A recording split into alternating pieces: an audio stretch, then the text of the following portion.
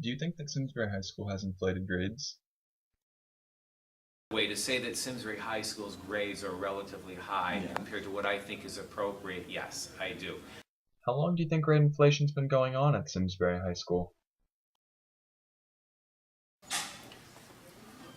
It goes back, actually before my time. If you go back, there's an article, probably 6 to 7 years ago in the New York Times, that it came out that Simsbury High School grades were lower than those, most of those in the states relative to the spread between A's, B's, C's, D's, and F's. And a group of parents was very vocal about, the idea that our grades tended to be much lower than those in our area, basically in the valley. So from there, the district took action to, ensure that we were, had a more, competitive edge, relatively speaking. In the history, if you go way back, actually, grade inflation really started in Vietnam as a means of teachers and educators keeping their students out of war, meaning that they would give a gentleman C.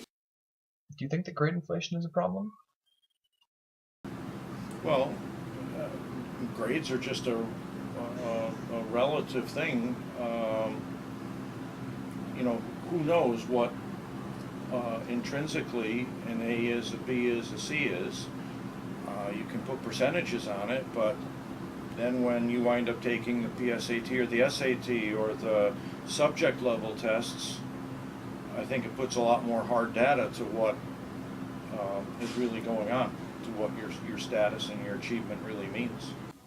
I think when there's grade inflation, and I went through it in college as well, because at a lot of schools it's the same thing. I think it actually hurts kids more than it helps them. That's my feeling. At my college, the difference between having a B- average and a B+ average would move you from the bottom 25% of the class to the top 25% of the class. There's no distinction, and that becomes a problem. Because then, if you're in a major where the courses grade more easily than another major, and we know that the math science majors tend to be a little bit more difficult to get good grades in, the two lowest grades in my school for majors were in those subjects, you're automatically almost driven out of the major if you want to keep your GPA up. So that's a problem in terms of my college experience. In terms of high school experiences, my thought is this, that when I first came to Simsbury, before I ever taught here, so I had nothing to do with this. It was the class that was leaving as I was coming in. They were subject to those very, very stringent grade requirements. Their grades were not very high. And yet, I remember looking at the seniors' placement, and we had one kid going to every single Ivy League school and 3 to Yale. Wow. So there's 10 kids going. That doesn't mean accepted. There may have been more that were accepted, or they may have been accepted multiple IDs with one kid.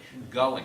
6 kids were going to Williams. And I remember thinking to myself, my God, the only schools that had 6 kids going to Williams were Exeter and Andover, the top prep schools, not a public high school.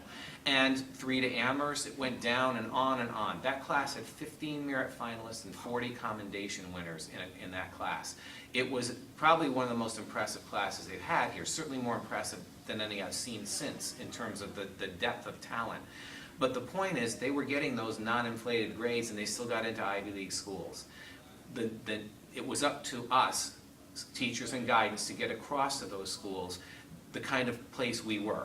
And it obviously was happening. They understood what we were about, because if you got into Yale with A-, B+, it must have been that Yale understood that Simsbury had trained their kids well.